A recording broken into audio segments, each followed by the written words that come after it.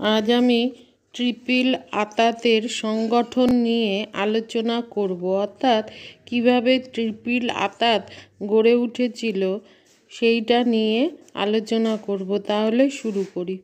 Britain, France ও রাশিয়ার triple আতাত প্রতিষ্ঠিত হয়েছিল 1893-এর ফরাসি রুশ আতাতের ভিত্তির উপর। 1893-এ যখন বিসমার্ককে চ্যান্সেলরের পদ থেকে বিদায় নিতে হলো, তখন তার উত্তরাধিকারীরা তার কূটনৈতিক সযত্নতা সুস্থতাকে পরিত্যাগ করলেন। তারা রিইন্স্যুরেন্স সন্ধিকে বাতিল হয়ে যেতে দিলেন। জার্মান অস্ট্রিয়া হাঙ্গেরির মৈত্রী শক্ত হওয়ার স্পষ্ট চিহ্ন দেখে ফ্রান্স সন্ধির আলোচনা শুরু করার জন্য যে প্রস্তাব দিচ্ছিল, রাশিয়া এখন তাতে সাড়া দিল।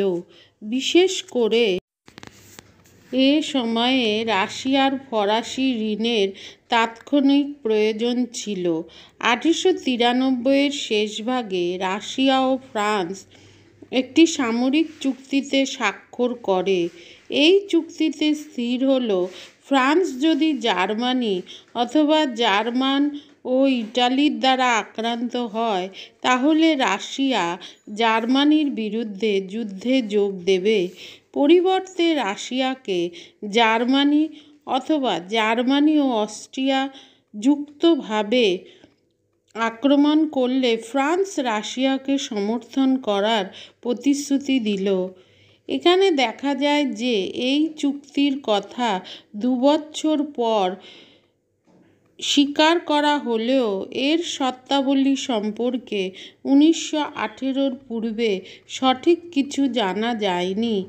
রাশিয়ার সঙ্গে নিজের ভাগ্যকে জড়িত করে এবং ভবিষ্যতে কোনো রুশ জার্মান যুদ্ধে যোগ দেওয়ার প্রতিশ্রুতি দিয়ে 1871 খ্রিস্টাব্দ থেকে বিসমার্কের বিদেশ নীতির যে মূল লক্ষ্য ছিল ফ্রান্সের বিচ্ছিন্নতা, 1893-এ ফ্রান্স তা ব্যর্থ করে দেয়।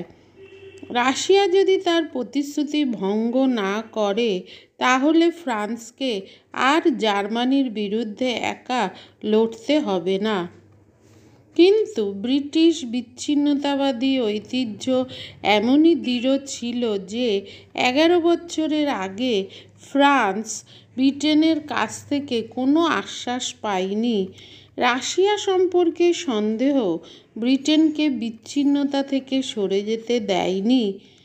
এমন একটা সময় গেছে যখন এই সম্ভাবনা দেখা দিয়েছিল যে ব্রিটেন হয়তো ত্রিশক্তি মৈত্রীতে যোগ দেবে, অন্তত জার্মানির সঙ্গে যোগ দেবে, ফ্রান্সের সঙ্গে নয়। 1902 খ্রিস্টাব্দে জাপানের সঙ্গে ব্রিটেনের মৈত্রীর কারণও উভয় রাষ্ট্রের রাশিয়া বিরোধিতা। অতএব রাশিয়ার মিত্র ফ্রান্সের সঙ্গে ব্রিটেনের মৈত্রী তাই অভাবনীয় ছিল বলা যেতে পারে। একমাত্র জার্মান নৌশক্তির কাছ থেকে ক্রমবর্ধমান বিপদ এবং জার্মান কূটনীতির অবিবেচনাপ্রসূত ভুল ব্রিটেনকে এই বিচ্ছিন্নতার প্রবণতাকে বর্জন করতে সাহায্য করেছিল।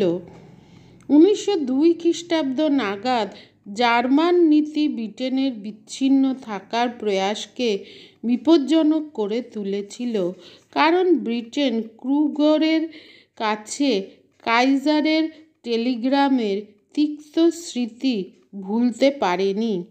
কাইজারের সঙ্গে মৈত্রীর নেতৃস্থানীয় ব্রিটিশ সমর্থক এতবার প্রত্যাখ্যাত হয়েছিলেন যে ফ্রান্সের দিকে প্রসন্ন মুখে তাকানো ছাড়া ব্রিটেনের উপায় ছিল না।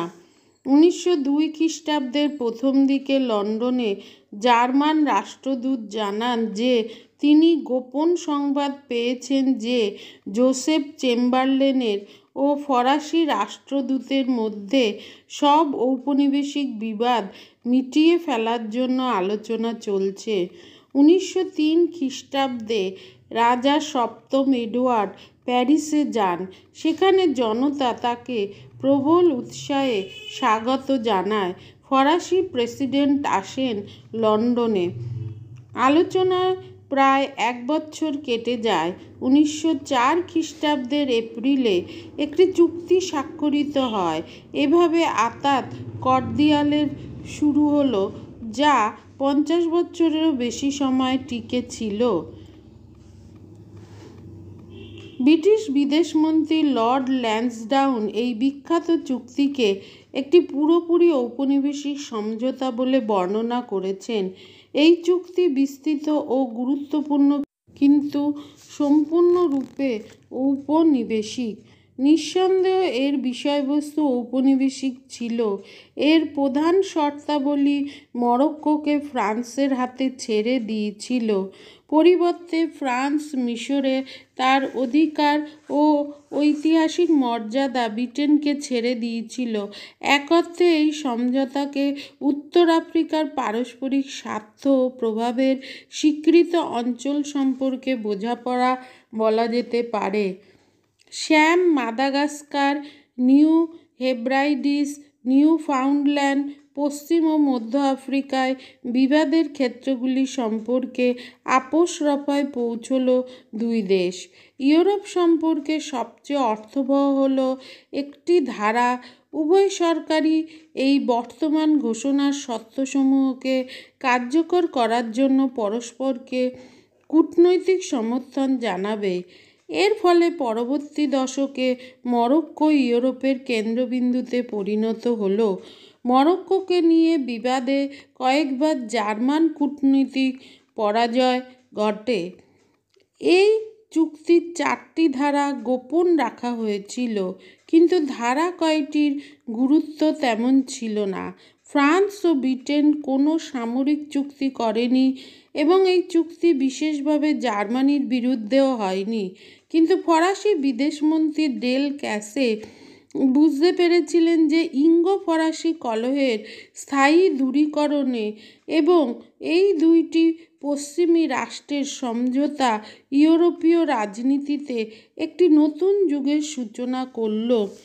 3 বছর পরে অনুরূপ একটি আপোষ রফার দ্বারা ইঙ্গো-রুশ বিবাদ মিটিয়ে ফেলা হলো। ফরাসি বিদেশমন্ত্রী ডেল ক্যাসে বলেছিলেন যে তার সবচেয়ে প্রিয় স্বপ্ন হচ্ছে ইঙ্গো-ফরাসি আতাতের মধ্যে রাশিয়াকে নিয়ে আসা, যে ঘটনা ইঙ্গো-রুশ বোঝাপড়ার পথ প্রশস্ত করে দেয়। তা হলো দূর প্রাচ্যে রাশিয়ার পরাজয়। দূর প্রাচ্য তার অধিকার কতটা রক্ষা করা যায় তা নিয়ে রাশিয়ার দুশ্চিন্তা ছিল। ব্রিটেন জাপানের মিত্র, অতএব ব্রিটেনের সঙ্গে সন্ধি সুবিধাজনক হতে পারে। ব্রিটেনের সঙ্গে ফ্রান্সের ঘনিষ্ঠতা, রাশিয়ার পক্ষে ফ্রান্সের আর্থিক সহায়তা দরকার। ব্রিটেন সম্পর্ক রাশিয়ার দৃষ্টিভঙ্গি পাল্টাচ্ছিল, কেননা যেসব রাষ্ট্র জার্মান উচ্চাকাঙ্ক্ষাকে খর্ব করতে চাচ্ছিল, রাশিয়া তাদের দিকে সহযোগিতার হাত বাড়াতে চাচ্ছিল। এই সব কারণে রাশিয়া ব্রিটেনের সঙ্গে সৌহার্দ্যপূর্ণ সম্পর্ক স্থাপন করতে চাচ্ছিল এবং ব্রিটেনেরও অনুরূপ মনোভাব ছিল। অতএব 1906 এই দুই রাষ্ট্রের মধ্যে আলোচনা শুরু হলো এবং তা চলল 1 বছর ধরে। 1907 খ্রিস্টাব্দের আগস্টে এই দুই রাষ্ট্র ইঙ্গো-রুশ চুক্তি বলবৎ করল। উভয় পক্ষই তিব্বত থেকে সরে দাঁড়াতে রাজি হলো। রাশিয়া আফগানিস্তানকে ব্রিটিশ প্রভাবিত অঞ্চল বলে স্বীকার করে নিল। পরিবর্তে ব্রিটেন রাজি হলো যে আফগানিস্তানের তৎকালীন রাজনৈতিক পরিস্থিতি যাতে পাল্টে যায় এমন কোনো কাজ সে করবে না। পারস্যকে 3টি অঞ্চলে ভাগ করা হলো। সবচেয়ে দক্ষিণের অংশটি প্রায় ব্রিটেনের আশ্রিত রাজ্যের স্বীকৃতি পেল, যা তাকে পারসিক উপসাগরে আধিপত্যের স্বীকৃতি দিল। সিস্তান প্রদেশটিও ব্রিটেন পেল, যা আফগানিস্তান ও ভারতের প্রবেশপথ। ইস্পাহান ও তেহরান সহ উত্তরাঞ্চল রুশ প্রভাবাধীন অঞ্চলে পরিণত হলো। ব্রিটিশ ও রুশ প্রভাবাধীন অঞ্চলের মধ্যে একটি নিরপেক্ষ অন্তর্বর্তী অঞ্চল রইল। এই বোঝাপড়া সামরিক চুক্তি নয়, কিন্তু ফ্রান্স রাশিয়ার মিত্র এবং পরবর্তী কয়েক বছরে ব্রিটেন ও ফ্রান্স যুদ্ধকালীন পরিস্থিতিতে তাদের পরস্পরের নৌবহরের সম্পর্কে দায়িত্বভার গ্রহণ করে।